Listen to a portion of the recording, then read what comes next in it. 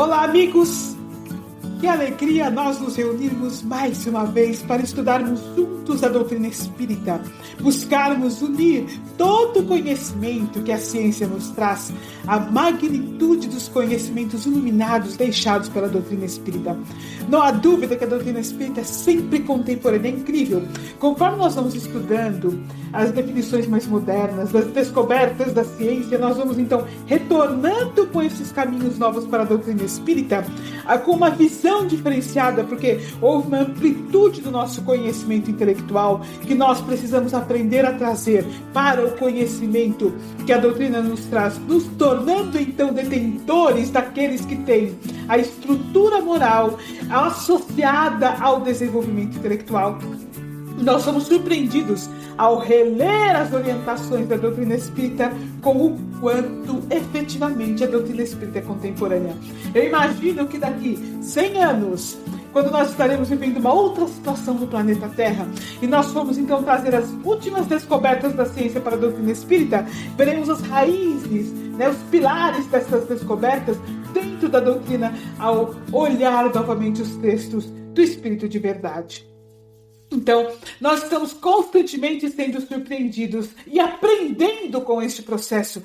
Cabe-nos, então, aproveitar tudo que nós pudermos. Somos todos alunos do Mestre do Amor, o Mestre Jesus. Nós somos alunos do aprendizado da bondade. Nós somos alunos do aprender a amar ao próximo, aprender também a amar a nós mesmos, a compreender a nossa responsabilidade enquanto espíritos para com o próximo, para com o planeta, para com Jesus, mas também para conosco mesmo. À medida que nós vamos compreendendo melhor esses processos, passamos a entender que essa teia de luz em que nós estamos inseridos nos mostra que é impossível amar a Deus sem amar ao próximo. Impossível amar ao próximo sem amar a nós mesmos. É uma única cadeia, um único núcleo, cuja essência é basicamente o amor. Quanto mais nós nos amarmos como espíritos, por exemplo, mais trabalharemos insistentemente conosco para aprendermos a perdoar.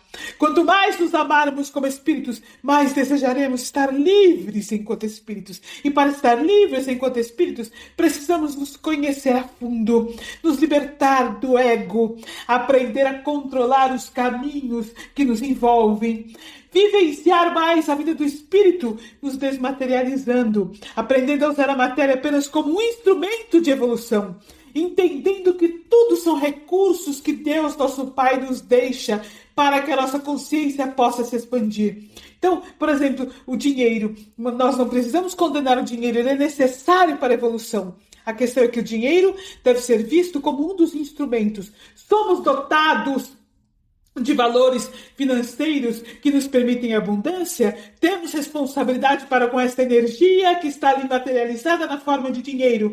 Como ela será direcionada para o planeta de nosso Mestre Jesus? Como ela será direcionada para a nossa própria evolução? Esses processos, esses pensamentos vão se modificando quando a nossa visão acerca do futuro espiritual vai se ampliando. Então, tudo são recursos. Toda matéria é recurso.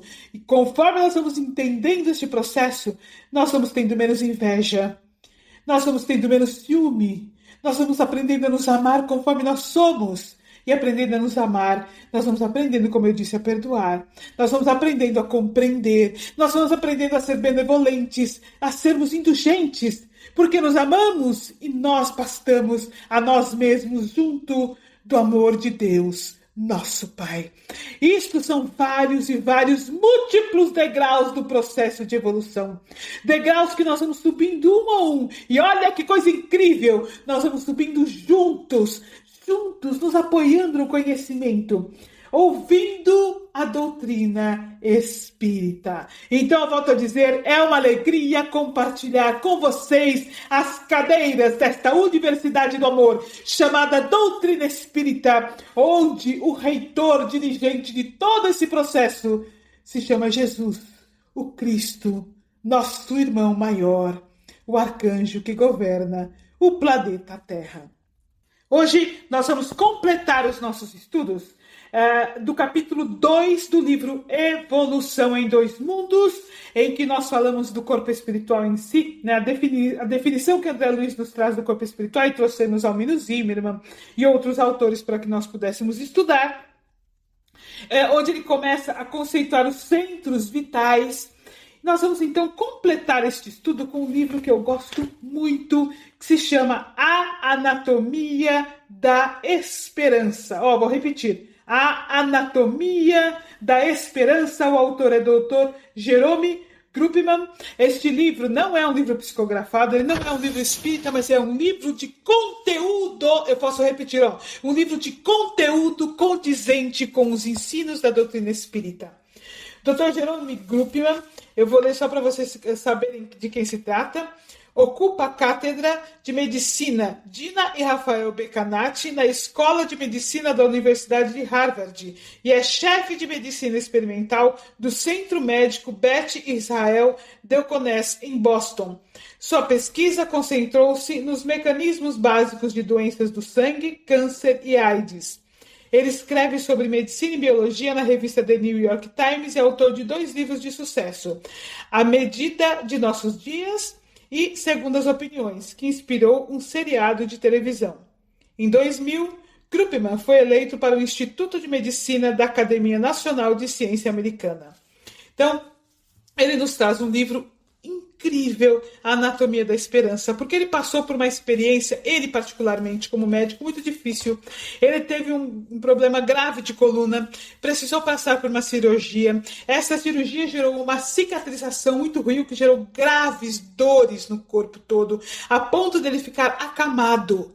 E ele tinha filhos pequenos e ele foi percebendo que ele foi parando de andar por dores muito severas. Ele descreve isso ao longo do livro, em vários episódios, né? Essas dores muito severas foram fazendo com que ele fosse ficando imobilizado. Mas o maior desejo dele era voltar, era caminhar com o filho no parque. E aí ele vem dessa situação, médico, como nós vimos, não é um médico pouco conhecido, é um médico que conhece profissionais muito competentes dos Estados Unidos, de outras partes do mundo, e ele ouvia dos colegas que não tinha muito o que ser feito. E aí ele passa a ter conhecimento de várias pesquisas sobre a esperança e aplica isso ele mesmo, recuperando-se e ficando praticamente curado. Então, é um livro que vem de acordo com aquilo que nós temos estudado. Nós vamos estudar vários textos deste livro e vamos trazer o que André Luiz nos fala acerca do capítulo 2 do livro Evolução em Dois Mundos para o livro unindo essas informações. Então, é um estudo que vai nos esclarecer e mais. Ele vai acalentar muitas coisas no nosso coração. E mais, muitas vezes parece para nós que ter fé, ter esperança é uma coisa quase inatingível. A partir desta leitura, nós passamos a entender que o processo não é uma coisa inatingível, mas é inclusive biológica, fisiológica, está dentro dos nossos caminhos de evolução. Então, meus amigos, sejam bem-vindos ao podcast Fala Animal e vamos aprofundar um pouco sobre a esperança do ponto de vista biológico, do ponto de vista fisiológico e do ponto de vista espiritual. Vou iniciar lendo um trecho do livro A Anatomia da Esperança. Por que motivo algumas pessoas conseguem ter esperança ao enfrentar doenças graves e outras não? E será possível que a esperança consiga realmente mudar o curso de uma enfermidade, ajudando os pacientes a vencê-la? Busquei respostas a essas perguntas nas vidas de diversos pacientes, dos quais tratei ao longo dos últimos 30 anos. Isso me fez descobrir muitas coisas, desde a ausência completa da esperança até onde já seria impossível que ela desaparecesse. No caminho, aprendi a diferença entre a verdadeira e a falsa esperança, e reconheci os momentos em que imaginei totalmente que essa última se justificasse. Também houve ocasiões em que os pacientes afirmaram seu direito a ter esperança, e eu achei equivocadamente que não tinham razões para isso. Mas eles sobreviveram, por haverem se aferrado à esperança quando eu não fui capaz de fazê-lo. E uma mulher, dona de profunda fé, me mostrou porque mesmo quando já não existe esperança para o corpo, sempre há esperança para a alma. Cada pessoa me ajudou a perceber uma nova dimensão da anatomia da esperança. A esperança é uma de nossas principais emoções, mas frequentemente temos dificuldades quando precisamos defini-la. Muitos de nós confundimos esperança com otimismo, que é uma atitude dominante de que as coisas vão melhorar. Mas a esperança é diferente do otimismo. A esperança não decorre de que nos aconselhem a ter pensamento positivo, ou de que nos deem uma previsão exageradamente positiva. Ao contrário do otimismo, a esperança se baseia na realidade sem disfarces. Embora não exista uma definição uniforme da esperança, encontrei uma que parece englobar o que os meus pacientes me ensinaram. A esperança é o sentimento de exaltação que experimentamos ao vermos com os olhos da mente o caminho em direção a um futuro melhor. A esperança reconhece os obstáculos importantes e as armadilhas profundas ao longo da jornada. A verdadeira esperança não comporta a ilusão. De olhos abertos, a esperança nos dá coragem para encarar os acontecimentos difíceis, eventualidades e capacidade para superá-los. Para todos os meus pacientes, a esperança, a verdadeira esperança, mostrou ser tão importante quanto qualquer medicamento que eu pudesse receitar ou procedimento que eu pudesse executar. Somente cheguei a perceber isso quando minha carreira já ia bem adiantada. Durante meu aprendizado nas salas da escola de medicina ou nas aulas práticas nos hospitais, víamos os pacientes como se fossem quebra-cabeças fascinantes. Fazer o diagnóstico e encontrar a melhor terapia era essencialmente um trabalho de detetive. Explorávamos as histórias de vida dos pacientes, procurando pistas, o passado familiar, as experiências no trabalho, as viagens, os hábitos pessoais e os relacionamentos nos forneciam sugestões para resolver o mistério clínico.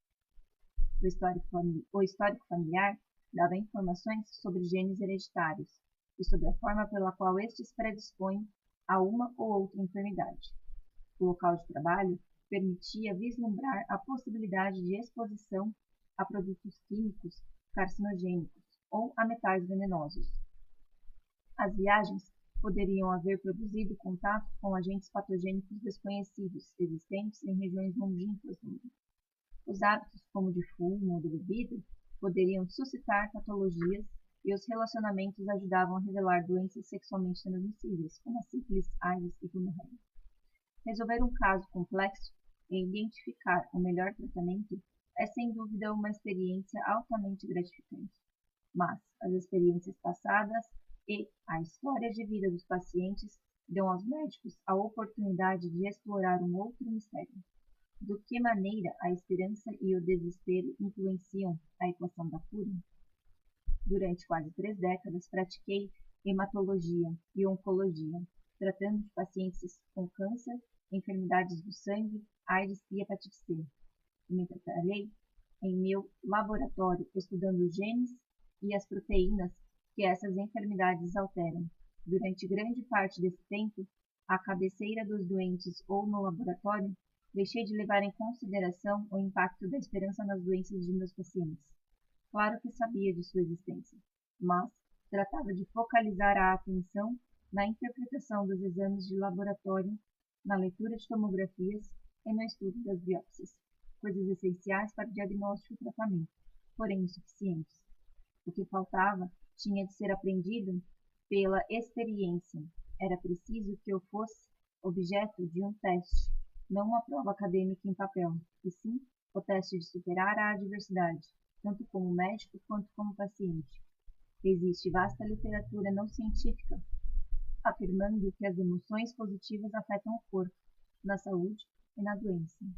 Grande parte dela é vaga, pouco fundamentada, simples desejo de que tudo ocorra bem. Esses livros pintam a esperança como uma vara de condão, de algum conto de fadas que por si mesma fará com que miraculosamente um doente se cure. Como cientista racional, treinado para decodificar a sequência do DNA e decifrar a função das proteínas, afastei-me dessas afirmações fantasiosas sobre a esperança. Na verdade, fechei a porta na cara da esperança. e insulei minha mente para que não a levasse a sério como catalisadora no cadinho da cura. A experiência pessoal me abriu a mente. Durante cerca de 19 anos, após uma mal-sucedida cirurgia de espinha, vivi num labirinto de dor e debilidade recorrentes. Em seguida, encontrei uma saída, por meio de uma série de circunstâncias devidas ao acaso. E conheci que somente a esperança poderia ter tornado possível minha cura. O renascer da esperança me deu coragem para iniciar um programa de tratamento árduo e incomum. E tenacidade para suportá-lo. Sem esperança, eu teria permanecido encerrado para sempre naquela prisão de dor. Mas percebi também que a esperança fizera mais do que impedir-me a arriscar e não desistir. Ela parecia exercer efeitos poderosos e palpáveis, não apenas sobre minha psicologia, mas também sobre minha fisiologia. Como cientista, desconfiei de minha própria experiência e encetei uma jornada pessoal a fim de descobrir se o sentimento energizador da esperança é realmente capaz de contribuir para a recuperação. Descobri que existe uma autêntica biologia da esperança. Mas qual é seu alcance? Quais são seus limites? Os pesquisadores estão começando a compreender que uma modificação da atitude mental tem o poder de alterar a neuroquímica. A crença e a expectativa, elementos chaves da esperança, são capazes de bloquear a dor ao liberar endorfina e encefalinas cerebrais, que produzem efeitos da morfina. Em alguns casos, a esperança também pode ter efeitos importantes nos processos fisiológicos fundamentais, como a respiração, a circulação e as funções motoras. Durante o curso de uma enfermidade, portanto, a esperança pode ser vista como um efeito dominó, uma reação em cadeia na qual cada elo torna mais provável a melhora. Ela nos modifica profundamente no espírito e no corpo. Todos os dias procuro esperança para meus pacientes, para meus entes queridos e para mim mesmo. É uma busca constante. Nesse livro, narro o que encontrei. Meus amigos, pela introdução, nós já vamos vendo o que o livro realmente nos traz. Eu aconselho a quem puder adquirir o livro e ler. Vale a pena ler o livro, porque ele vai nos trazer um conceito que vai trazer lógica e uma clareza de pensamento que nos permite, ao retornar, por exemplo, à literatura do livro Evolução em Dois Mundos, nós temos uma noção mais clara.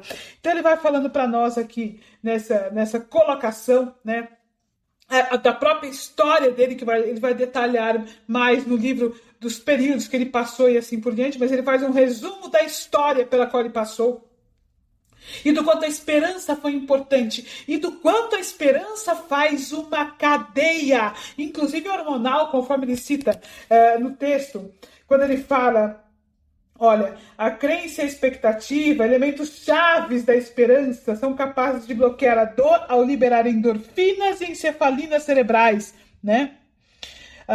Em alguns casos, a esperança também pode ter efeitos importantes nos processos fisiológicos fundamentais. Então, quando ele vai traçando este caminho, nós vamos vendo aí um processo mental ocorrendo, né? Então, uma emoção, que é a esperança, uma emoção, um sentimento que é a esperança, cria todo um campo de ação no corpo. E uma coisa importante que ele fala, a verdadeira e a falsa esperança. E aí, como nós podemos ter a verdadeira esperança em situações tão difíceis, por exemplo, como doenças graves, que inclusive levam ao desencarne? Quando o desencarne acontece, quando nós somos afetados emocionalmente por situações do dia a dia que nos levam, por exemplo, às depressões, de que maneira essas emoções que abarcam a nossa alma geram efeitos no nosso corpo físico? Então, eu vou ler o primeiro parágrafo do capítulo 2 do livro Evolução em Dois Mundos. O título é Corpo Espiritual, que começa já com um subtítulo que deve para nós chamar profundamente atenção. Então, título, capítulo 2, livro Evolução em Dois Mundos, Corpo Espiritual. Subtítulo, Retrato do Corpo Mental. Vamos continuar. Para definirmos, de alguma sorte, o corpo espiritual, é preciso considerar antes de tudo que ele não é o reflexo do corpo físico. porque na realidade é o corpo físico que o reflete. Então, falando aí das doenças, porque como nós ficamos abalados quando estamos adoentados, quando as enfermidades nos atingem?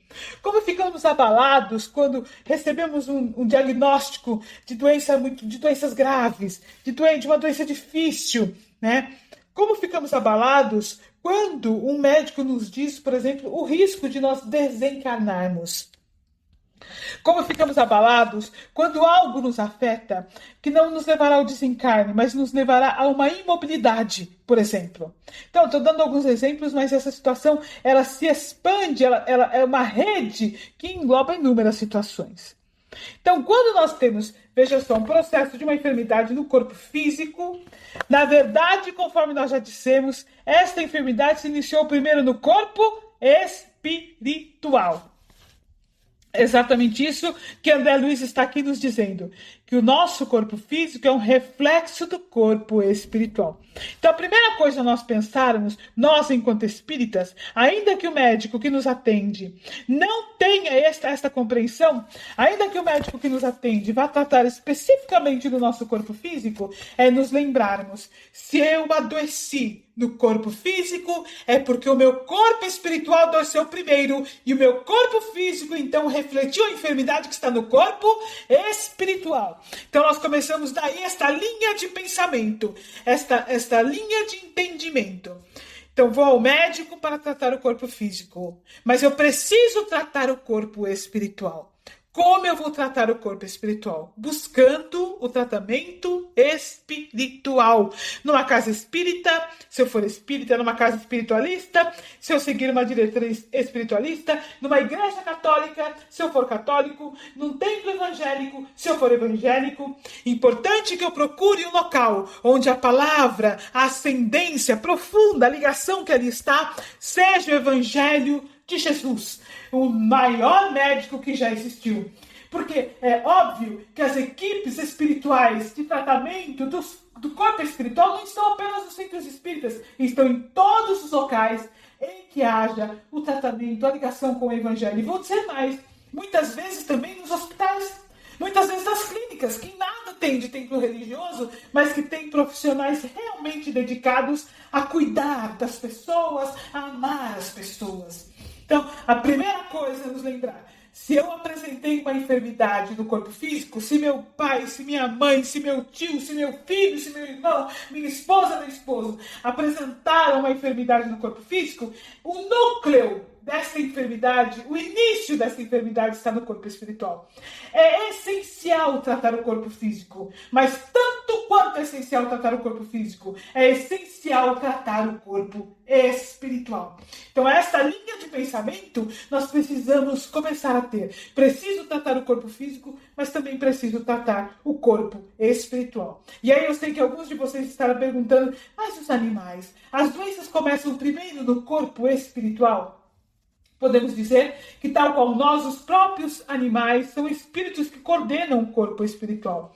E também o corpo espiritual deles reflete o corpo físico. Estão muito mais ligados à matéria. Dessa forma, há determinadas doenças que vão se apresentar no corpo físico, mas vão refletir no corpo espiritual. Estarão no corpo espiritual. Por isso, quando o meu animal adoece, a mesma linha de raciocínio deve estar presente. Se o corpo físico dele está doente, também no corpo espiritual estará adoecido. O núcleo da doença se encontrará no corpo espiritual. Então, assim como eu vou procurar o médico veterinário, e é necessário que se procure o médico veterinário para o tratamento do corpo físico, preciso também buscar o tratamento do corpo espiritual. Vou buscar a SEAMA para o tratamento do corpo espiritual, vou fazer o tratamento espiritual à distância, eu vou à igreja e vou ali prece pedir ao Mestre Jesus que auxilie meu animal que está doente. Então, todos esses processos, todo esse caminho precisa ser aprendido.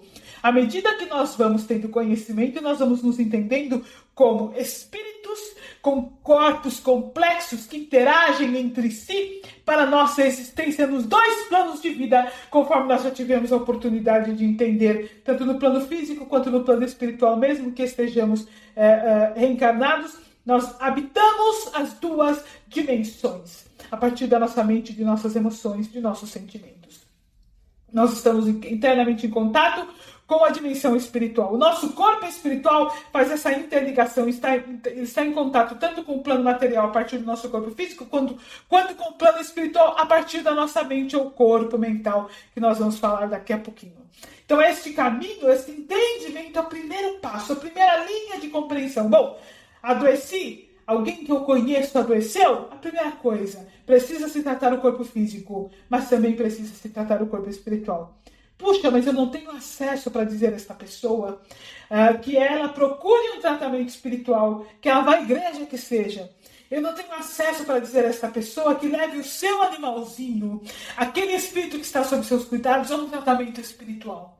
Mas eu posso pedir a ele, por ele à distância? Sim, nós podemos. Nós podemos solicitar às equipes espirituais que tratem essa pessoa, este animal, à distância, a partir de nós, doando de nosso amor, encontrando o máximo de abertura para que esse tratamento se realize. Muitas vezes nós temos um tutor que é, por exemplo, ateu. Ele não quer nem ouvir falar de tratamento espiritual para o seu animalzinho, nem para ele. No entanto, ele tem um amor profundo por aquele animal. Ele está preocupado. Não tenham dúvida que se nós procurarmos a espiritualidade superior com o intuito de nos fazermos intermediários, pedindo por ele, a equipe espiritual, se tiver a abertura, vai usar o máximo possível este amor que o tutor tem para auxiliar tanto quanto puder o animalzinho. O mesmo vale para as pessoas. Então, essa compreensão nos faz, então, perceber como nós podemos realmente intermediar as ações da luz, trabalhar para o Mestre tanto quanto a oportunidade nos permitir. E aí, ainda completando este parágrafo do livro Evolução em Dois Mundos, para nós entendermos, então, a ligação com o restante dos textos que nós vamos estudar, vou repetir para ficar fácil. Olha, o corpo espiritual é preciso considerar, antes de tudo, que ele não é o reflexo do corpo físico, porque na realidade é o corpo físico que o reflete. Isso nós conversamos agora. Tanto quanto ele próprio, o corpo espiritual retrata em si o corpo mental que lhe preside a formação. Ou seja, o corpo físico reflete o corpo espiritual, mas o corpo espiritual reflete este outro corpo mental. Neste corpo mental estão as nossas emoções refletidas nos nossos pensamentos, nos nossos sentimentos, neste corpo mental. Então, esta compreensão é muito importante. Olha, vamos fazer a mesma linha de raciocínio. Meu corpo físico adoeceu, significa que meu corpo espiritual adoeceu. Mas conforme nos ensina André Luiz, logo no primeiro parágrafo deste capítulo que nós estamos lendo, o corpo espiritual reflete o corpo mental. Se meu corpo físico adoeceu, é porque o meu corpo espiritual está doente. Mas se meu corpo espiritual está doente, é porque é uma enfermidade localizada no meu corpo mental. Na maneira como eu estou sentindo, na maneira como eu estou pensando, na maneira como eu estou reagindo. A maneira como eu estou sentindo, pensando, reagindo, minhas emoções, meus sentimentos irão formatar como meu corpo espiritual ficará moldado. E a forma como meu corpo espiritual estiver moldado é que vai refletir no meu corpo físico. Então, este caminho de entendimento, ele é primordial. Fui ao médico, eu vou dar um exemplo de mim mesma. Fui ao médico com 14 anos, eu tive um câncer. Sandra, tive um câncer na tireoide.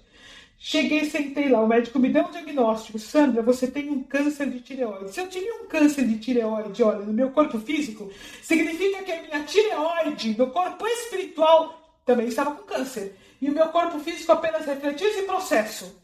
Mas se o meu corpo espiritual, a tireoide do meu corpo espiritual estava com câncer, significa que o meu corpo mental apresentava emoções, pensamentos e sentimentos, ou desta reencarnação ou de outra que fosse, reflexos de reencarnações pregressas, apresentavam situações que geraram um reflexo no meu corpo espiritual, que causaram um câncer de tireoide, que geraram um reflexo no meu corpo físico, que apresentou o câncer de tireoide.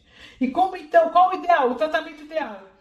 Vamos fazer o tratamento do corpo físico com a medicina, tudo que a medicina nos der oportunidade. Vamos fazer o tratamento do corpo espiritual nos tratamentos espirituais. E vamos olhar e cuidar do nosso corpo mental. Como nós fazemos isso? observando o que estamos sentindo, analisando quais emoções nos levaram ao desequilíbrio, elas ainda estarão presentes. Aconteceu algo que ficou mal resolvido, mal digerido, que eu não compreendi, uma situação que ainda estou com mágoa, ainda estou com raiva, ainda estou ofendido, algo que eu não perdoei, ou não perdoei a mim mesmo, ou não perdoei a outro, ou não perdoei os dois. Tudo isso é preciso que seja analisado para encontrarmos a raiz do processo que levou o nosso corpo espiritual a adoecer e, consequentemente, o nosso corpo físico. Porque, a bem da verdade, conforme nos mostra André Luiz, a essência de todas as enfermidades se inicia no corpo mental. E a partir do corpo mental, ou seja, na residência de nossos pensamentos, de nossas emoções, de nossos sentimentos, todo esse processo se insere no corpo espiritual, moldando-o. Eu já falei isso, mas estou repetindo, e consequentemente no corpo físico.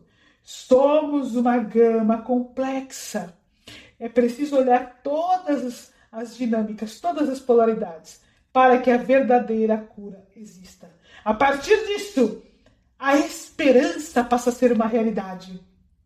Porque nós estamos aferrados ao nosso corpo físico, que muitas vezes vai se curar e outras vezes vai degenerar para o desencarne, porque está planejado um desencarne ou porque não tem condição de recuperação que seja. No entanto, meus amigos, algo precisa ser curado. Não somente o corpo físico, o corpo espiritual é que não morre, é imortal, ele precisa ser curado. Para curar o nosso corpo espiritual, nós precisamos curar nosso corpo mental. Ou seja, algo que a enfermidade do corpo físico está nos mostrando. Uma doença muito mais profunda e muito mais necessária de ser olhada que não somente do corpo físico. Não é negligenciar o corpo físico, é preciso cuidar dele. Mas há uma doença, uma raiz primordial que nós precisamos olhar. O início da doença, o corpo mental. Ainda que nós desencarnemos, ainda que a doença seja difícil, precisamos nos munir da esperança de curar o corpo mental e dessa forma remodelar o nosso corpo espiritual. E eu vou dizer, não importa a doença que nós tenhamos, não importa o processo que ocorra, buscando a cura da enfermidade que está no corpo mental, esta enfermidade será alcançada. Dedicados a aproveitar a doença, no processo de evolução, no desenvolvimento da consciência, no processo de entendimento do que ocorreu conosco, ainda que o corpo físico desencarne, o corpo mental pode ser curado. E o corpo espiritual, consequentemente, também. Esta realidade ela precisa estar presente em todas as situações da nossa vida. Inclusive em situações que não gerou-se uma doença física. Porque essas situações em que nós passamos dificuldades emocionais, em que nós temos dificuldades de aplicar o evangelho para o cotidiano, em que nós passamos dificuldades mentais, elas podem ser raízes que, se não forem bem trabalhadas, criarão doenças no nosso corpo espiritual e, consequentemente, no nosso corpo físico. Vamos dar continuidade ao estudo do livro A Anatomia da Esperança. Olá, Sandra. Oi, Nádia. Oi, Tiago. Mais uma vez, é com muito prazer que estou aqui. Eu vou fazer uma leitura de um trecho do livro A Biologia da Esperança. Após minha recuperação, pensei no que havia aprendido com aquela experiência. Procurei verificar de que maneira ela me poderia proporcionar uma compreensão mais profunda de meus pacientes e da forma de ajudá-los. Havia diferenças óbvias entre minha situação e a deles. Eu não tinha uma doença potencialmente terminal e não precisava contemplar a possibilidade da morte iminente. Mesmo assim, havia semelhanças importantes. Meus pacientes muitas vezes precisam submeter-se a terapias dolorosas e debilitantes, a fim de ter alguma possibilidade de chegar a uma melhora. E como no caso de Richard Kills e Dan Conrad, o primeiro passo pode ser a parte mais difícil. O medo é frequentemente o maior obstáculo, medo da dor e sofrimento inúteis. Para meus pacientes, assim como para mim, a esperança era inspiradora de coragem para vencer o medo e reforçava a tenacidade durante um tratamento árduo. Sentia-me principalmente intrigado pela ideia de que eu poderia ter sentido mudanças físicas causadas pela esperança. Desconfiava, porém, dessa impressão. Os cientistas veem os acontecimentos e impressões pessoais cautelosamente, e é bom que seja assim. Portanto, como cientista, perguntei: existirá um mecanismo biológico que faça com que o sentimento de esperança contribua para a recuperação clínica? E se existir essa biologia da esperança, qual será o seu alcance máximo? E quais poderão ser seus limites? Ou será a esperança um sentimento que ocorre junto com certas modificações fisiológicas, mas não possui vínculo causal com elas? Dediquei-me a obter respostas a essas perguntas para meus pacientes e para mim. Francamente, era cético quanto à possibilidade de chegar a saber algo substantivo. Muito do que eu ouvira sobre as conexões entre o corpo e a mente em coisa de gurus autonomeados que contam muita vantagem e mostram poucos dados científicos rigorosos. Esses gurus pintavam a mente como dominadora do corpo, de forma que houvesse suficiente desejo e determinação. Seria possível vencer qualquer doença ou debilidade. A mensagem subliminar era sedutora. Basta saber como querer e assumiremos o controle completo de nosso estado.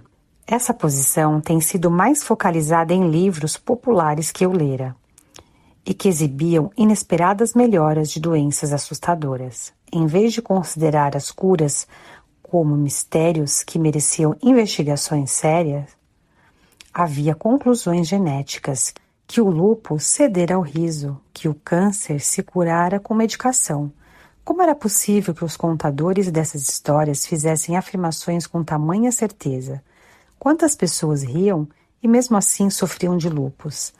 Quantos haveriam meditando e mesmo assim sucumbiram ao câncer?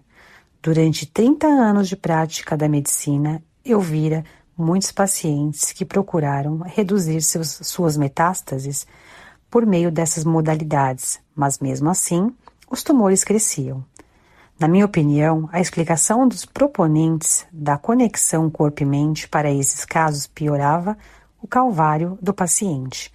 O motivo pelo qual a visualização e a meditação deixavam de erradicar o câncer do seio, o linfoma ou o tumor cerebral era que o indivíduo atingido não as estava praticando como deveria e continuava aferrado à raiva ou aos pensamentos depressivos que haviam ativado a moléstia.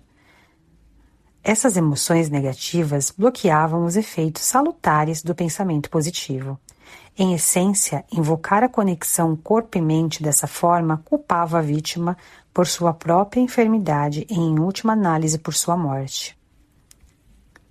Por mais que esses argumentos parecessem pouco convincentes, eu não queria descartar a possibilidade de que a mente alterasse o corpo. A mente é produto do cérebro e a mente e o corpo estão intimamente ligados por uma rede de nervos, hormônios e outras moléculas ativas que são intermediárias para muitas funções fisiológicas. O nexo entre a mente e o corpo havia sido muito pouco tocado durante minha instrução. Tinham-me ensinado um círculo médico tradicional no qual cada órgão, fígado, rins, coração, cérebro e a cada sistema circulatório, endócrino, respiratório, neurológico era estudo de forma isolada e reducionista. Falava-se, é verdade, num conjunto integral mais amplo, mas somente em raros casos se ligava à fisiologia do corpo, ao funcionamento da mente. Concordava-se que o estresse era um mal. Em meus cursos havia algumas referências aos efeitos deletérios da ansiedade e do desespero. A personalidade do tipo A, batalhadora, perene, que jamais se relaxava, estava predisposta a ataques cardíacos, úlceras e gastrites, e depressão clínica era considerada como uma das causas das perturbações da menstruação e da infertilidade. Mas, além desses poucos exemplos, mantinha-se a segregação da mente, que não era vista a sério como influência sobre o resultado clínico. Mesmo anos mais tarde, quando eu já era médico estabelecido, havia uma escassez de estudos sérios sobre os efeitos das emoções positivas, como a esperança. No entanto, tinha de haver uma biologia da esperança, assim como existia uma biologia do medo, da raiva, da ansiedade e das demais emoções.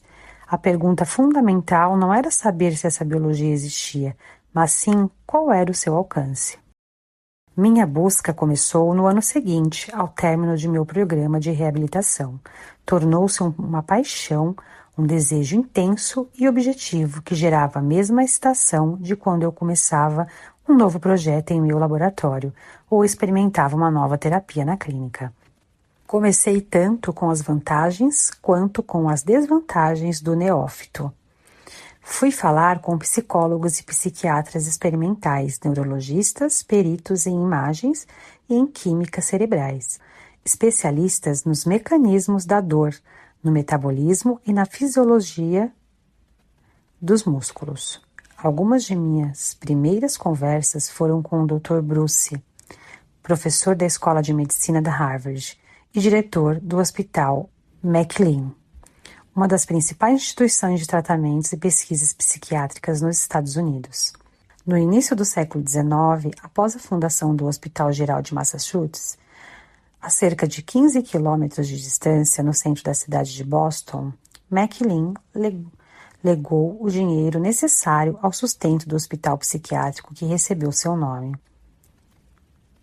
Bruce Cohen, baixo e de ar inocente, cabelos brancos, ralos e olhos azuis e brilhantes, ofereceu-me uma das cadeiras estofadas. Em vez de refugiar-se atrás de sua vasta escrivaninha antiga, acomodou-se num canto do sofá. Trocamos algumas gentilezas e eu comentei o retrato do McLean sobre a lareira. Era um visionário, disse Cohen. Acreditava que o funcionamento da mente, na saúde ou na doença, não deveria, em essência, deferir muito no funcionamento do corpo.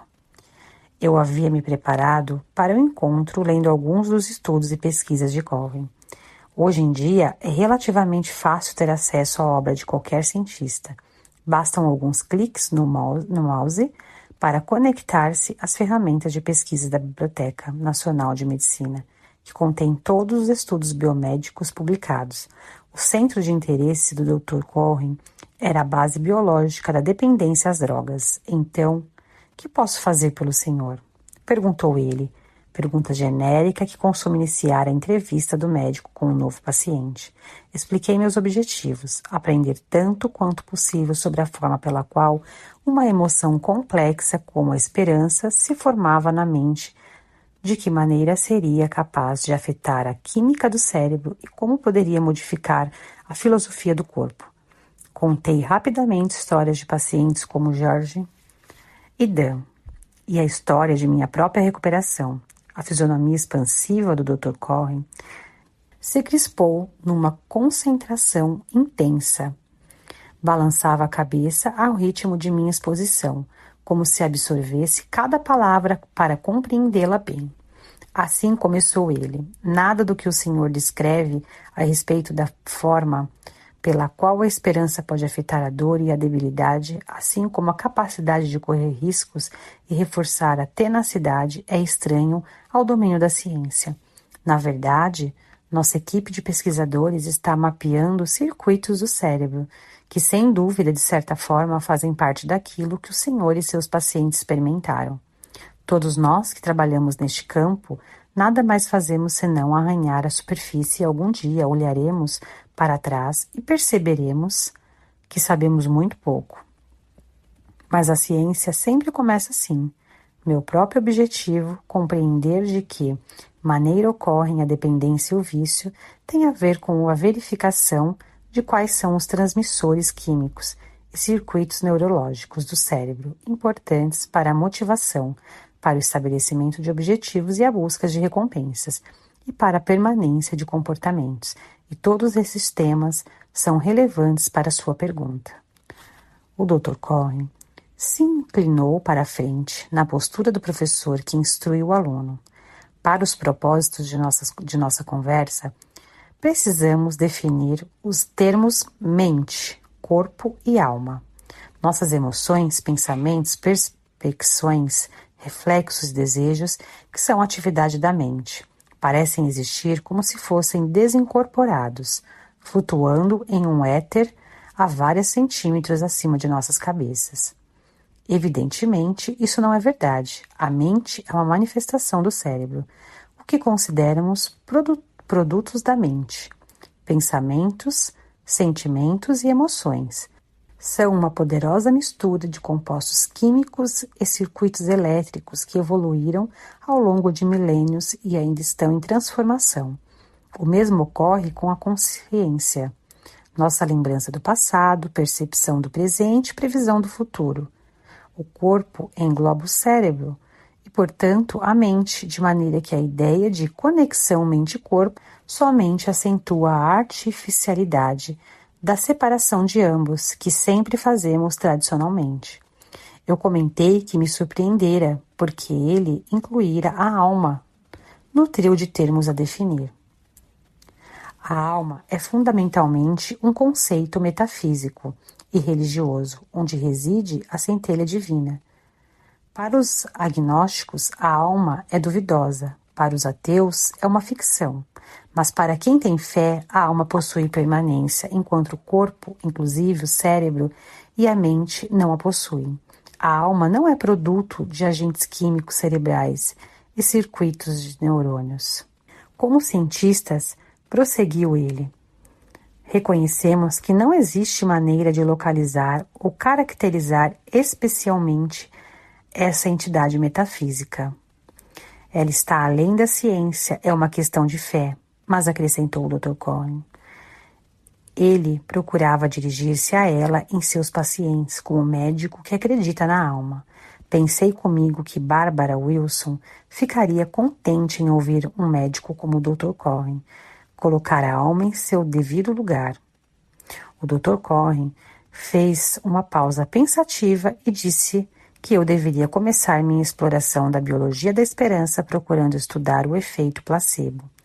A crença e a expectativa, dois componentes cardeais da esperança, eram também fundamentais para os efeitos biológicos dos placebos.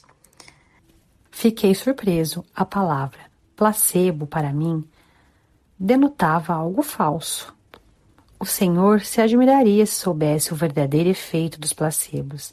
Analise as experiências de seus pacientes e sua própria no que se refere à residência, à dor e à debilidade, como se o Senhor e eles fossem objeto de uma experimentação com placebos. Verá que essas experiências são muito informativas para a construção de um modelo de uma biologia da esperança. O termo placebo, ao que fiquei sabendo por amigos a respeito, significa agradarei, em latim, e vem do culto católico de vésperas para mortos. No passado, carpidores participavam do serviço religioso, a fim de consolar a família enlutada. Na acepção inicial, os médicos davam placebo aos doentes exigentes ou desesperados em forma de pílulas de açúcar ou injeções de soro, a fim de agradá-los. O médico que receitasse placebos era em essência um charlatão, o equivalente médico de um artista de circo. O uso de placebos na medicina se modifica na década de 1950, com a introdução de experiências clínicas científicas. Os pesquisadores que testavam drogas experimentais administravam ou um placebo ou a verdadeira terapia, respectivamente, a cada um de dois grupos de pacientes. Os dois que recebiam o placebo serviam de controladores. O placebo inerte se destinava a calar a estática dos processos corporais, as oscilações aleatórias e, ao que se acredita, destituídas de sentido, que ocorrem em nossa fisiologia. O resultado obtido com os pacientes de controle tratados com placebo era considerado como base zero e eram subtraídos dos resultados oriundos dos efeitos observados na verdadeira terapia. Recentemente, entretanto, certo número de cientistas tem contestado a presunção de que os placebos sejam inativos, afirmando que eles possuem efeitos biológicos significativos e proporcionam, como indica o Dr. Cohen, uma das aberturas mais claras para enxergarmos o nexo entre mente e corpo, particularmente na forma pela qual a crença e a expectativa podem afetar a dor e a debilidade física. Muito interessante, conforme nós vamos lendo o texto, né, e estou ouvindo aí o texto de novo, cuidado do médico ao citar a alma, né? Então ele está falando com outro médico que ele não conhece, então ele cita como uma entidade metapsíquica, mas no fim ele diz assim, que ele se refere aos pacientes, ele fala da alma como um médico que acredita na alma, acredita na existência da alma. Então, muito interessante porque ele vê essa conexão mente-corpo, mas na verdade ele vê uma conexão alma, mente e corpo, residindo, na verdade, embora o cérebro, a mente seja uma entidade complexa do cérebro no entendimento da ciência, ele traz a alma como detentora das emoções. Então, esse é um processo muito interessante porque a ciência toma muito cuidado. E nós sabemos que a ciência toma muito cuidado com isso, ainda como um reflexo lá da Inquisição, ainda como um reflexo dos processos da Inquisição, onde havia uma interferência da igreja e um desacreditar das colocações da igreja e uma dificuldade de provar a existência da alma a partir da maneira como a ciência se porta, que ainda é uma maneira cartesiana, né? Tem de provar, segundo o método cartesiano, que aquele exista. Então, sem o método de hipótese, só com o método de provas.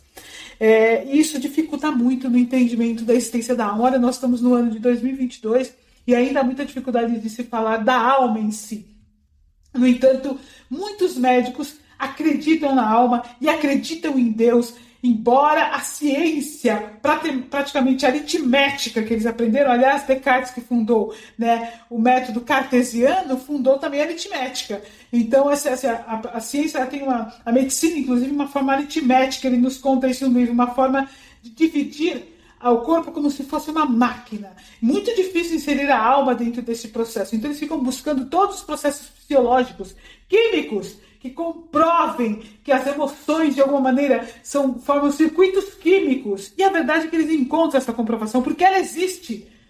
E é uma coisa muito lógica quando nós vamos estudando aí a evolução em dois mundos, e nós vemos que o espírito coordena o corpo a partir do centro de força coronário presente no corpo espiritual. O centro de força coronário distribui essas informações para o centro de força cerebral.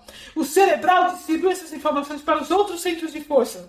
Laríngeo, né, o cardíaco, o gástrico, o esplênico, o genésico, o basal, e nós vamos ter outros micro centros vitais ou centros de força. Então, quando nós temos esse processo, a verdade é que todas as emoções, os sentimentos, os pensamentos, a partir do coronário, do frontal, vão desencadear uma cadeia de reações do cérebro, de reações, de sinapses que vão gerar reações químicas, porque gera um estímulo, uma ordem direta do espírito para as produções hormonais, e a partir daí nessas informações são distribuídas a partir dos outros centros de força, e também essas informações hormonais dão ordens às outras glândulas para desencadearem os hormônios que vão gerar as reações químicas necessárias no corpo para aquela emoção, aquele pensamento que foi gerado lá no corpo mental pelo espírito. Então toda essa cadeia é real. Os cientistas vão encontrar essa cadeia de reações químicas ligadas às emoções. Eles vão realmente, ao estimular, por exemplo, uma pessoa a ter raiva, vão ver essa cadeia sendo desencadeada. Ao estimular e ver a pessoa lembrar-se, por exemplo, de um processo que lhe causa sofrimento, eles vão ver uma outra cadeia, um outro circuito neuroquímico ser estimulado na reação do corpo. E eu vou abrir aqui um parênteses, o mesmo acontece com os animais.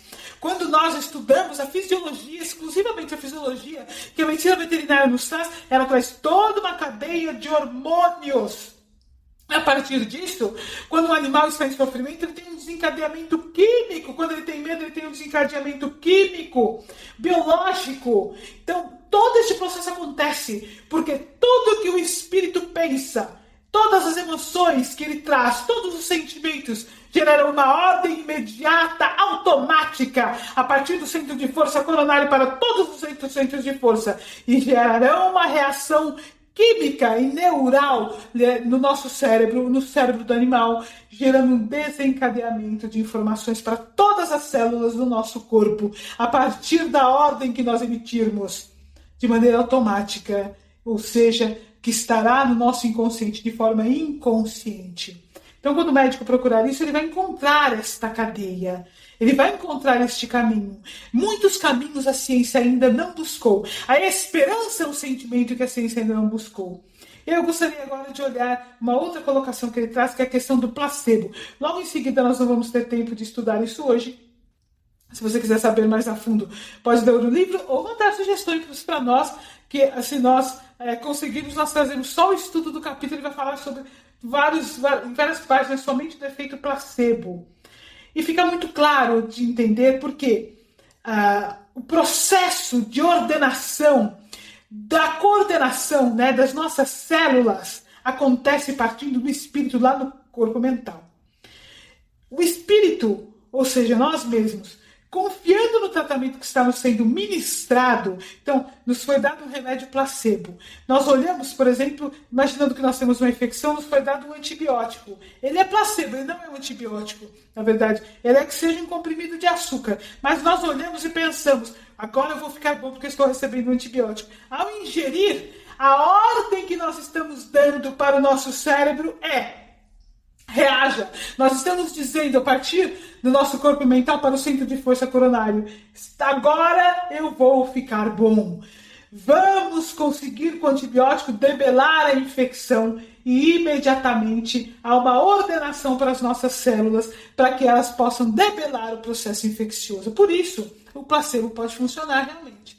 É claro que nós não estamos aqui no podcast Fala Animal estimulando a vocês que estão em casa, nem a nós mesmos, que comecemos a simplesmente ignorar todos os tratamentos que nos sejam ministrados e dar ordens para o nosso cérebro, simplesmente para que a partir disso nós possamos coordenar a cura do nosso corpo. É imprescindível nos lembrarmos que primeiro é um processo que nós teremos ainda várias reencarnações para aprender, e segundo, que a essência destas ordens, elas acontecem dentro das emoções, dos sentimentos, aquilo que está lá, que não foi resolvido, que gerou a doença. Então, o placebo ele vai fazer como se fosse uma ponte, uma intermediação. É uma interrupção parcial, temporária, naquelas emoções que geraram a doença. Como se fosse colocada uma barreira nestas emoções, para que o processo de cura aconteça. Uma emoção mais intensa substituirá aquelas emoções, que é a emoção afirmativa, quando nós dizemos, ok, a partir de agora eu ficarei curado. Então, é parcial porque eu digo que é parcial, porque o processo que iniciou ainda não foi resolvido. Eu ainda não aprendi a olhar as emoções que geraram o quadro físico no qual eu cheguei. Eu ainda não passei a olhar quais foram as situações, que muitas vezes são situações repetidas, que geraram este cerne de alteração da enfermidade no corpo mental, que se refletiu na enfermidade do corpo espiritual e, consequentemente, no corpo físico. Portanto, em uma outra ocasião, nova doença poderá surgir, porque aquela questão do corpo mental não foi curada. Curei o corpo físico. Posso até ter curado o corpo espiritual, parcial ou totalmente, mas em nada cuidei do corpo mental. Consequentemente, uma cadeia nova de enfermidades surgirá, para que eu possa aprender a cuidar do corpo mental. Gostaria de fazer aqui um parênteses em relação aos animais. Os animais não têm o processo de expiação, nem o nível de consciência espiritual que nós temos. As emoções deles, como são espíritos em aprendizado do sentir, assim como nós também somos, os espíritos no aprendizado das emoções, tal qual nós também somos, as emoções deles, por eles coordenarem o seu corpo físico, vão gerar doenças físicas.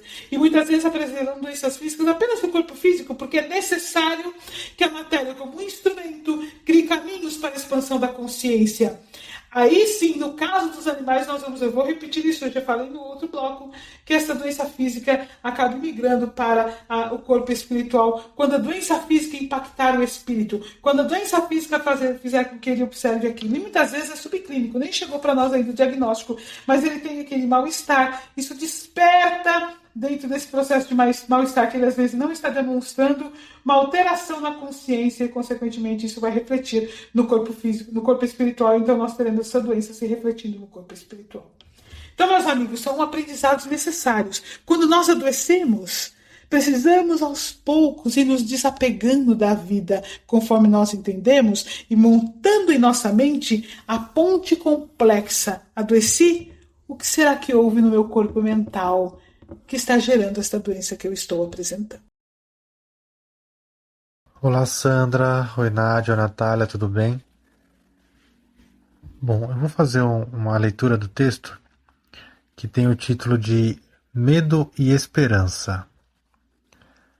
Amígdala é a palavra latina que significa amêndoa, e essa estrutura fica nas profundezas de nosso cérebro.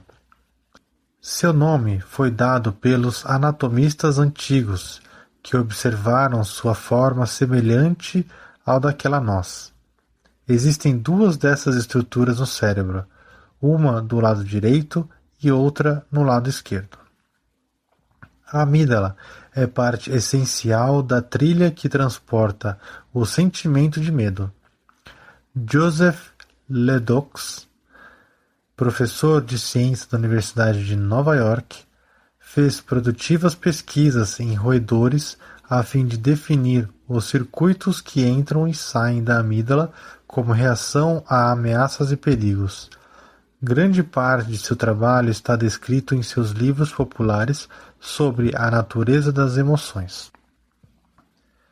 Nos humanos, assim como nos ratos, a amígdala serve de câmara para a integração dos estímulos que evocam o medo. Um assaltante que empunha uma faca a forma rastejante de uma cobra em uma floresta. Davidson assinalou para mim a importância do trabalho de Ledoux ao vincular a experiência do medo com modificações fisiológicas. A amígdala manda sinais que causam as conhecidas reações corporais ao medo, conexões entre emoções positivas e negativas. Uma das questões mais curiosas é a forma pela qual bloqueamos as emoções negativas, disse-me Davidson. Uma hipótese razoável baseada nos dados que ele coligia era a existência de circuitos que partem do córtex pré-frontal vinculados às emoções positivas e que inibem certas regiões da amígdala. É também os motivos pelos quais algumas pessoas parecem mais capazes de sufocar o medo convocando a coragem ou superar o desespero aferrando-se ao amor. Mais uma vez, essa capacidade provavelmente decorre de nossos genes e de nossas experiências de vida, que continuamente modificam o conjunto herdado de circuitos do cérebro. Esse é o yin e yang da emoção. A penetração do positivo no negativo e do negativo no positivo. Essa interação, ao que mostrou Davidson, ocorre quando estabelecemos um objetivo e seguimos um caminho para atingi-lo. Esse comportamento parece pôr em jogo os circuitos de recompensa, ricos em dopamina oriunda do córtex pré-frontal, que penetram profundamente em áreas inferiores, entre as quais as amígdalas e o hipocampo. Davidson especula, como havia feito Stolz com o mal de Parkinson, que esses circuitos de busca de objetivos e de recompensas criam uma sensação de esperança nas pessoas. Instilar esperança no cérebro tem a ver com o estabelecimento de um objetivo firme e com a previsão da recompensa de viver com o sonho realizado. Naturalmente, como me explicou Davidson, não existe um único, abre aspas, centro de esperança, fecha aspas, ou, abre aspas, neurotransmissor de esperança, fecha aspas, no cérebro, uma única região ou molécula que, por si mesma, seja a mediadora dessa emoção. Essa noção cheira a frenologia. Os cientistas modernos, que não desejam pensar como os frenologistas, acentuam que não existem regiões do cérebro claramente circunscritas, como se cada qual fosse responsável por um único processo mental. Embora seja mais exato descrever o cérebro como um manto de tecido integrado, com circuitos entrelaçados de neurônios que interligam diferentes pontos, e não uma concha de retalhos de pedaços funcionais individuais encostadas umas às outras, é também correto atribuir a diferentes regiões do cérebro funções importantes como a fala, a percepção visual e a memória. Assim, utilizando varreduras cerebrais sofisticadas para mapear circuitos e nódulos que integram e processam os sinais neurais, Davidson e seus colegas buscaram outras regiões-chave. Uma delas parece localizar-se no córtex cerebral, próximo às têmporas, e é chamada, abre aspas, cíngulo anterior, fecha aspas. Os pesquisadores acreditam que essa região participa do complexo processo de resolução de conflitos, isto é, a ponderação de escolhas opostas e a decisão final de seguir determinado caminho, consideração-chave para a maioria pela qual a esperança pode influenciar a cognição. Davidson observou que a memória é outro elemento para a convocação e manutenção da esperança.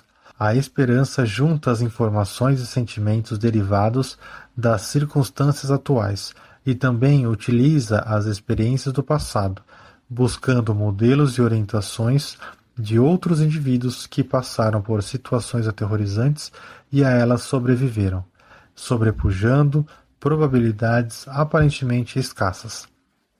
Novamente, pensei em Dan Conrad, com sua lembrança viva de Tom Kane na UTI. Como recuperamos as lembranças? Acredita-se que a parte do cérebro chamado hipocampo é fundamental nesse processo. Essa região tem a forma geral de uma letra S. Sua curvatura elegante lembrou aos anatomistas clássicos um cavalo marinho, e por isso recebeu o nome grego dessa criatura. Um dos tipos de memória suscitado pelo hipocampo é a memória declarativa, a que utilizamos quando vamos buscar na mente as experiências anteriores. O hipocampo também parece contribuir para o relacionamento entre objetos e acontecimentos ao nosso redor e as experiências passadas. Uma das descobertas curiosas, mas ainda muito controvertida, sobre o papel do hipocampo na memória tem a ver com o, abre aspas, distúrbio do estresse pós-trauma, fecha aspas. Há vários trabalhos que sugerem que o hipocampo se encolhe nas pessoas que passam por uma catástrofe em suas vidas. Como poderia acontecer isso? O hipocampo parece ser extremamente sensível ao cortisol, o hormônio do estresse. A hipótese é que nas pessoas portadoras da forma grave da afecção do estresse pós-trauma ocorrem constantemente níveis excessivamente elevados de cortisol, que levam sem cessar as células nervosas do hipocampo ao que poderia ser denominado, abre aspas, morte por exaustão, fecha aspas. Ao perder neurônios do hipocampo, esses pacientes poderão ver reduzida sua capacidade de recordar lembranças que contribuem para a geração de emoções positivas.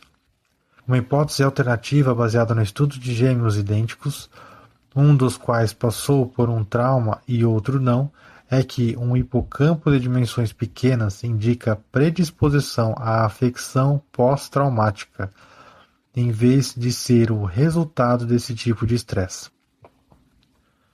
É preciso haver mais estudos para que possamos compreender o papel do hipocampo em nossa reação a um trauma grave. Interessante observar essa leitura sobre o que os cientistas já conseguiram identificar como parte da anatomia que gera as reações a partir da emoção, do sentimento chamado esperança. E aí eu gostaria de fazer um comentário à parte, inclusive ainda um pouco em relação, unindo um pouco a relação do texto anterior, com este texto que nós vamos falar agora, em que ele fala que quantas pessoas, meditaram, quantas pessoas riram, e não alcançaram a cura. No entanto, é imprescindível nos lembrarmos que cabe nos curar a essência acima de tudo. Nós temos um planejamento reencarnatório. Uma hora nós vamos desencarnar. De alguma coisa nós temos que desencarnar. Ou há processos que são planejados, que podem ser amenizados de acordo com a nossa evolução ao longo da reencarnação. E estudando a doutrina espírita, nós aprendemos isto. Muitas vezes nós temos um planejamento reencarnatório que está ligado a um processo expiatório, uma doença específica que está ligada ao processo expiatório, mas Deus não é um Deus que nos castiga. Na verdade, Deus é um Deus que nos dá a oportunidade de fazer o caminho de retorno aos seus braços de amor, ao caminho de retorno à nossa própria felicidade espiritual, à conquista da nossa plenitude, a oportunidade de aprender a nos amar, a oportunidade de nos libertar do passado que nos castiga a consciência. E essa oportunidade, muitas vezes, é um processo expiatório, é um quadro que ocorre em nossas emoções, em nosso corpo físico, que gera este processo. Uma outra situação, como nós temos estudado agora, simplesmente no capítulo 2 aí do livro Evolução em Dois Mundos, juntos nós percebemos o impacto que as nossas emoções, os nossos pensamentos têm no nosso corpo, é o que nós estamos estudando hoje. Ora, não podemos nos esquecer que somos espíritos que reencarnam e desencarnam inúmeras vezes, e que durante o processo reencarnatório, distantes muitas vezes das leis divinas, nos equivocamos em nossos atos, cometendo atos que vão contra os ensinamentos que estão no profundo de nossa consciência. E isto gera aflições, emoções conturbadoras, geram circuitos conturbados em nossa mente. Por quê? Simples, nós temos uma inscrição da lei de amor, justiça e caridade profunda em nosso inconsciente profundo. O nosso eu crístico traz com ele as bases profundas das leis divinas. Quando nós vamos contra estas bases profundas, que é contra o nosso divino, aquilo que está dentro de nós, criamos como que um curto-circuito em nosso corpo mental. Este curto-circuito em nosso corpo mental gera emoções conflitantes. E muitas vezes durante a reencarnação nós disfarçamos que isso não está acontecendo. Mas esse processo está ali no nosso subconsciente. E esse processo gera lesões no nosso corpo espiritual. E essas lesões são moldadas mais profundamente quando nós desencarnamos. E ao reencarnar, volto a dizer, o que precisa ser curado não é o corpo físico reencarnante. O que precisa ser curado é o corpo espiritual, mais a fundo ali do corpo mental. Mas o corpo mental está em curto-circuito. É preciso preenchê-lo com nova forma de trabalho, um novo campo vibracional, para que este corpo mental, então harmonizado, possa gerar a cura do corpo espiritual e, consequentemente, com a cura do corpo espiritual, nós teremos aí um resultado no corpo físico.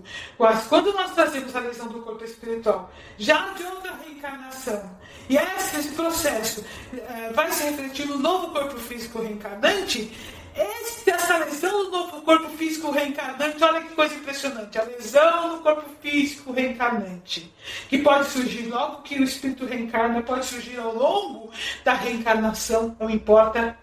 Essa lesão no corpo físico reencarnante vai começar a mandar uma mensagem nova para o corpo mental. E o corpo mental então começa a entrar em harmonia e, consequentemente, gera a cura do corpo espiritual. Olha que coisa incrível. Nós ficamos acreditando que nós estamos sendo castigados por Deus. E a verdade é que não. Estamos tendo a oportunidade de resolver a enfermidade que nós mesmos causamos em nosso corpo mental. Vou dar um exemplo. Imaginemos que numa reencarnação nós matamos uma pessoa, damos um tiro em alguém. Vou esclarecer que nem todas as lesões que aparecem é porque fizemos algo de errado ou algo em que nos equivocamos. Errado é um termo ainda muito pesado, em que nós tivemos atos contrários às leis divinas por nossa ignorância acerca do verdadeiro amor. Então, quando nós matamos uma pessoa, damos um tiro numa pessoa, Quando fizemos isso, automaticamente fomos contra ao divino que há dentro de nós, a inscrição da consciência dentro de nós. Aquele ato imediatamente se impregna no nosso corpo mental, aquela memória se impregna no nosso corpo mental, do ato em si, gerando um curto-circuito do corpo mental. Este curto-circuito gera uma lesão no nosso corpo espiritual. Seja, por exemplo, dei um tiro no peito de alguém, uma lesão no meu coração do corpo espiritual. Feito o planejamento reencarnatório, eu reencarno com um grave problema cardíaco. Este grave problema cardíaco vai gerando uma mudança de consciência, maior ou menor, depende do nível, do estágio de evolução do espírito. Inicia-se, às vezes, uma mudança de consciência, isso pode levar a reencarnações. Mas vamos pensar que se inicia uma mudança de consciência que vai gerando, então, novas emoções, novos sentimentos, mais enriquecedores, que vão sanando a lesão que está presente no corpo mental, gerando uma harmonia dos circuitos do corpo mental. Consequentemente, vai sendo sanado o processo no corpo espiritual. O coração do corpo espiritual fica curado. Muitas vezes, o corpo físico que já teve na reencarnação, já veio com uma debilidade grave, não tem como sobreviver àquela debilidade. No entanto, o espírito curou-se. O corpo mental está curado, o corpo espiritual está curado. Às vezes isso leva a reencarnações, eu gostaria de relembrar esse processo. Então, quando nós temos ali uma doença grave, puxa, eu fiz meditação, eu fiz a terapia do riso, ainda assim a doença se agravou. Não importa a doença, importa o caminho da doença, como eu passei pela doença. Olha, eu adquiri um câncer grave. E aí eu decidi fazer um caminho diferente. Eu comecei a fazer meditação. Eu fiz a terapia do riso. Eu mudei a minha alimentação. Eu me tornei vegano porque eu li que a carne, o leite, os ovos são... Puxa, mas eu desencarnei ainda assim do processo. Corpo físico, que é mortal, não deu conta do processo em si. Mas quanto evoluí ao tomar a decisão de interromper o vampirismo. Consequentemente, conforme já estudamos, sanando a ingestão de larvas psíquicas, deixando de compactuar com a crueldade que acontece no planeta, encerrando a minha relação com a violência. Quando eu evoluí ao iniciar os caminhos da meditação, que irão levar ao encontro para comigo mesmo, a expansão da consciência. Quanto eu evoluí a aprender a sorrir, a encontrar alegria, mesmo diante das incontáveis adversidades que tomaram conta do meu coração. O quanto todo este processo levou a um novo caminho no meu corpo mental e, consequentemente, a cura, ou total ou parcial, do meu corpo espiritual. Então, esta é a primordial visão que nós, que temos o conhecimento da vida espiritual, nós, enquanto espíritas, precisamos aprender a ter. O quanto eu mobilizei aquela esperança realista, ativando todos os circuitos neurais que geraram um processo de alívio. E mais, ainda que eu tenha desencarnado, o quanto eu aliviei a minha própria dor, o quanto eu aliviei meu próprio caminho, quando eu sorri, quando eu agradeci a Deus a oportunidade do processo pelo que eu estava passando, quando eu fiz as pazes com tanto quanto aqueles que estavam no meu caminho, pedindo perdão e perdoando. Quanto eu abri de caminho espiritual. De que forma eu estou chegando ao plano do espírito, como eu melhorei meu corpo espiritual, como eu me sinto mais leve. Todos os conflitos que eu trazia, que geraram esta doença física, foram sanados, ou total ou parcialmente. Sou um outro espírito quando eu adentro o plano espiritual. Esta visão é o maior estímulo que nós precisamos aprender a ter. Nos aferrarmos à confiança em Jesus, que sabe o melhor para nós. Mas, acima de tudo, ao buscar e achareis fazer a minha parte no meu processo de cura, conforme a visão que a doutrina espírita nos traz. Então, meus amigos, nós temos muito a aprender. Eu gostaria de dizer mais uma última coisa. Nós temos um impacto profundo sobre os nossos queridos irmãos animais.